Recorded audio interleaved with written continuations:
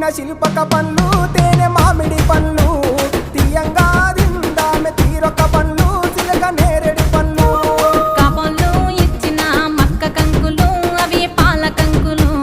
కాల్చుకొని తిందాము కందికాయలు పచ్చి పల్లికాయలు గుజారి గుజారి మామిళ్ళ కిందో నల్ల మామిళ్ళ కింద కుసుమరోళ్ళేసిన కుందన బొమ్మ అది కుందన బొమ్మ